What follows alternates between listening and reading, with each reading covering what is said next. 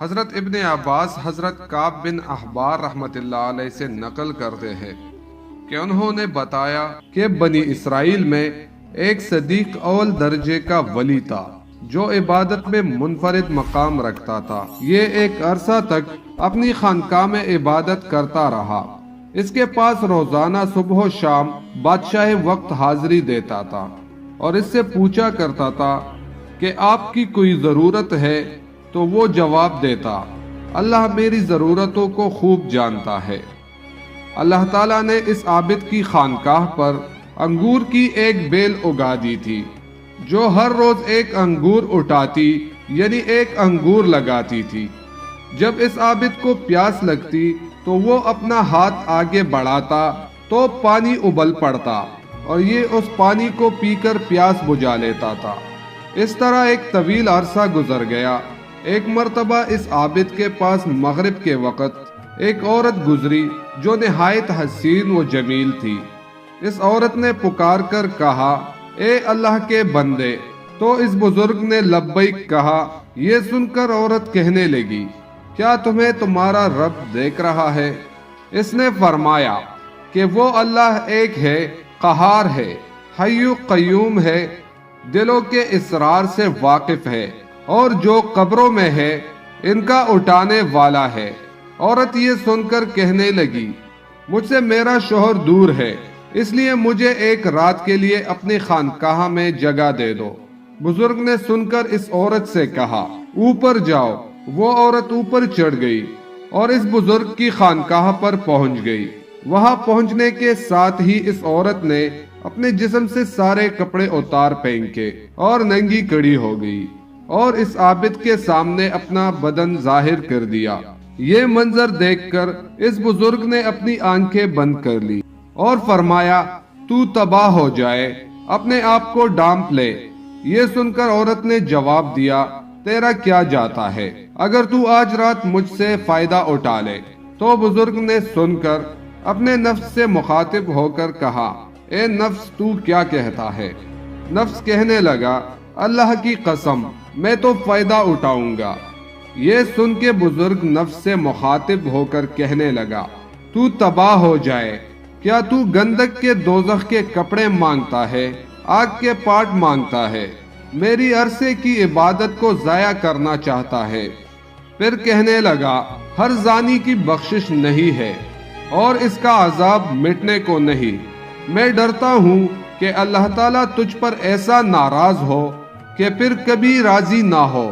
لیکن اس بزرگ کے نفس نے اس کو اس عورت کے متعلق خوب بہکایا، تو بزرگ نے نفس سے مخاطب ہو کر کہا، میں تیرے سامنے دنیا کی چھوٹی آگ پیش کرتا ہوں، اگر تو اس کو برداشت کر گیا تو اس رات اس لڑکی سے نفع حاصل کر لوں گا۔ حضرت کعب بن احبار رحمت اللہ علیہ فرماتے ہیں کہ اس بزرگ نے یہ کہنے کے بعد دیے یعنی چراغ کو تیل سے بھر دیا اور بتی کو موٹا کر دیا، اور اس منظر کو وہ عورت دیکھ رہی تھی اور اس بزرگ کی اپنے نفس سے گفتگو بھی سن رہی تھی۔ پھر اس بزرگ نے چراغ کو جلانے کے بعد اپنا ہاتھ اس جلتی بتی پر رکھ دیا۔ یہ بتی جل رہی تھی لیکن اس بزرگ کے ہاتھ کو نہیں جلاتی تھی۔ یہ دیکھ کر بزرگ چیخ کر کہنے لگا، تجھے کیا ہے، جلاتی کیوں نہیں؟ تو وہ بتی اس کا انگوٹھا کھا گئی یعنی جل گیا، پھر اس کی انگلیاں کھا گئی، پھر اس کا ہاتھ کھا گئی۔ یہ منظر دیکھ کر اس عورت نے زوردار چیخ ماری اور دنیا سے کوچ کر گئی۔ پھر اس بزرگ نے اس عورت کے جسم کو اس کے کپڑوں سے ڈانپ دیا۔ جب صبح ہوئی تو ابلیس لعین نے چیخ کر کہا، اے لوگو، فلاں کی بیٹی سے فلاں عابد نے زنا کیا ہے اور زنا کرنے کے بعد اس کو قتل کر دیا ہے۔ چنانچہ جب یہ خبر بادشاہ تک پہنچی تو بادشاہ اپنے لشکر اور رعایا کے ساتھ سوار ہو کر عبادت خانے تک پہنچ گیا جہاں وہ راہب عبادت کرتا تھا۔ وہاں پہنچ کر بادشاہ زور سے چیخا تو عابد نے اس کو جواب دیا۔ بادشاہ نے عابد سے پوچھا کہ فلاں کی بیٹی کہاں ہے؟ عابد نے کہا، یہی پہ میرے پاس موجود ہے۔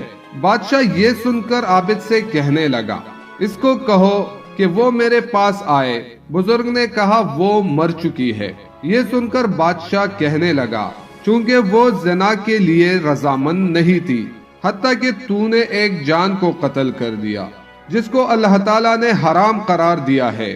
پھر بادشاہ نے غضبناک ہو کر اس عبادت خانے کو گرایا اور عابد کی گردن میں زنجیر ڈال دی اور اسے گھسیٹنے لگا، اور عورت کی لاش کو وہاں سے اٹھا دیا گیا اور اس عبادت خانے کو گرا دیا گیا۔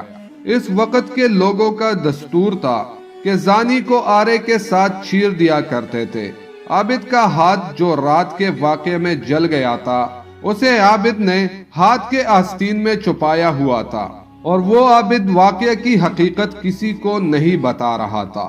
چنانچہ آرے کو عابد کے سر پر رکھا اور جلادوں کو حکم دیا گیا کہ آرا چلا دو۔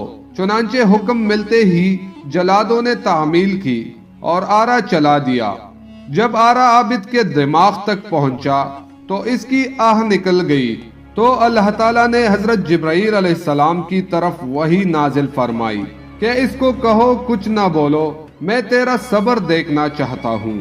اس کے صدمے نے میرے عرش برداروں کو، میرے آسمان کے مکینوں کو رلا دیا ہے۔ مجھے میرے غلبے اور جلال کی قسم، اگر اس عابد نے دوسری دفعہ آہ نکالی تو آسمان کو زمین پر گرا دوں گا۔ چنانچہ اس عابد نے دوسری مرتبہ آہ نہیں نکالی اور نہ کوئی بات بتائی، حتیٰ کہ اس حالت میں انتقال ہو گیا۔ چنانچہ جب وہ فوت ہو گیا تو اللہ تعالیٰ نے اس مردہ عورت میں روح ڈالی جو عابد کا عمل دیکھ کر دنیا سے کوچ کر گئی تھی۔ تو عورت نے لوگوں سے مخاطب ہو کر کہا، اللہ کی قسم، یہ مظلوم ہو کر فوت ہوا ہے، اس نے زنا نہیں کیا تھا اور میں ابھی تک کنواری ہوں۔ اس کے بعد اس عورت نے گزشتہ رات کا سارا واقعہ لوگوں کے سامنے نقل کیا۔ تو یہ سن کر جب لوگوں نے اس کا ہاتھ نکالا تو جیسا لڑکی نے بتایا تھا ویسا ہی جلا ہوا تھا۔ یہ دیکھ کر لوگ کہنے لگے کہ اگر ہمیں علم ہوتا کہ اصل حقیقت کیا ہے تو ہم کبھی بھی اس کے جسم کو نہ چیرتے۔